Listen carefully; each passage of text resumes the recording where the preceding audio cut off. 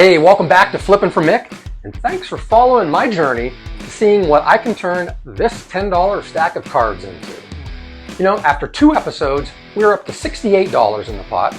After 3, we had $208, and last episode, we brought the total up to $349, all with $0 out of my pocket. So we'll get to the latest update in a bit, but first, I want to talk about graded cards. I want to share some of the population reports and what's out there as far as Mantle cards.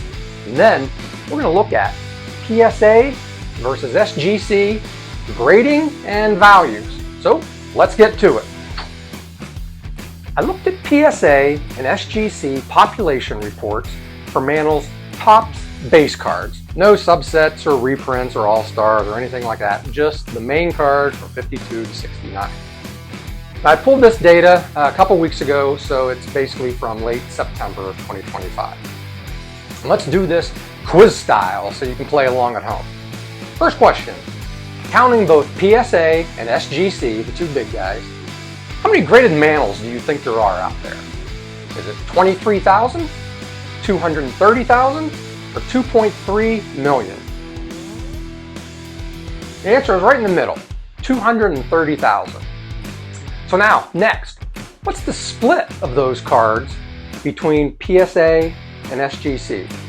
Does PSA have 25% of the volume, 50%, or 75%? Yeah, that one is pretty easy. PSA has been around a lot longer and has the reputation.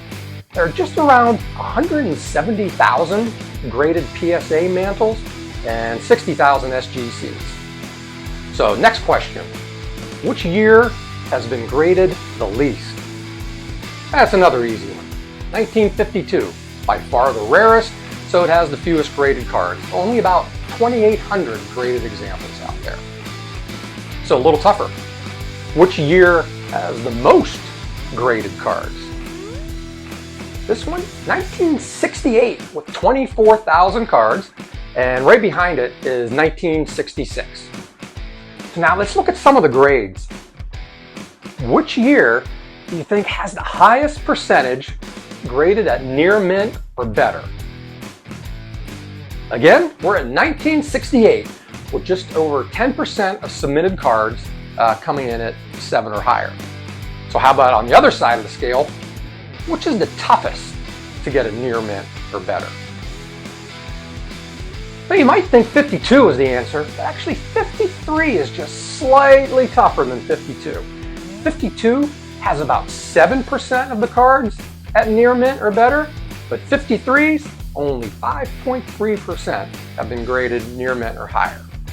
So now, speaking of grading toughness, here's a general question. Who's tougher, PSA or SGC?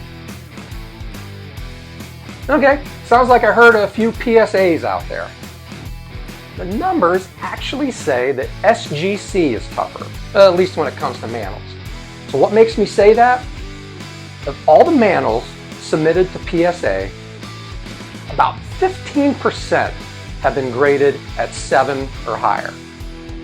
SGC, only 5.1% are 7 or higher. So it's 3 times as hard to get a near mint or better grade from SGC than it is from PSA. And how about down at the other end of the scale, the authentics and the ones? Well, PSA has given an A or a 1 to about 8% of the Mantles that they've graded. SGC, 16%. So you're twice as likely to get an A or a 1 from SGC than you are from PSA. So how does that translate into value, or at least perceived value? I looked at 3 specific Mantles, a 69 near mint 7, a 66 X mint 6, and a 1960 excellent 5. Looking at recent sold prices on eBay, not listed or posted, sold prices, the PSAs averaged significantly more. For the 69 near mint, the PSA average was $1,300 versus $950 for SGC, 37% premium for PSA cards. For the 66, difference not quite as big, 610 average for PSA versus 530 for SGC, so about a 15% premium.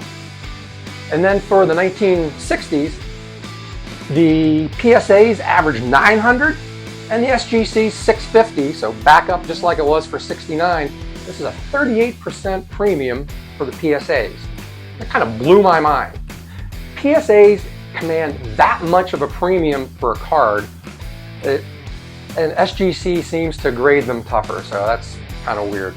So it seems to me, if you're buying, you don't plan on reselling it, SGC looks to be the way to go. You get it cheaper, and it was probably graded tougher, so if you buy a 7, it's a legit 7. But if you're selling, PSA looks to be the way to go. The numbers show that you're more likely to get a higher grade than from SGC, and you're more likely to sell it for more. So, wow. Thoughts? Drop them in the comments. Let's talk about it. I'm curious to see what you guys' experience is with PSA, SGC, and any of the other smaller companies out there. All right. So now, let's get back to my little project and see if I made any progress this week. So, again, we started with $349 in the pot. I only had a couple of purchases this week. The first one was a nice quick turnaround PSA sale, which seems appropriate considering what we just talked about. I bought and sold a sweet 73 PSA 8 Munson and a few other minor star cards in there, and out of those made a profit of $52, which took the pot up over $400, $401. Then I found a nice 73 lot. Spent $261 on it from the pot, but it had a ton of near mint or better cards with a bunch of minor stars in it, that actually or normally go for $1 or $2. But these were so nice, I was able to get $5 or $10 for a bunch of them, and even $12 for this Raleigh Fingers over here, which was nice. And with the commons, I was able to split those into a few high-end set builder lots that got a lot of activity in the auctions. And man, I wish all of the lots that I buy could be like the last couple I've got, because they were definitely good ones. I spent $261 on this one and ended up getting $385 out of it through all the various sales, which brings the pot back up to $525. That's a huge milestone. Over $500 available. Again, no money out of my pocket. So now, let's take a look at what mantles I can afford. Remember, I'm only focusing on 69, 66, 60, and 56. So with over $500 in the pot, I'm up to a solid, excellent, or 5 grade of a 69 or a 66, or a solid VG graded 3 1960.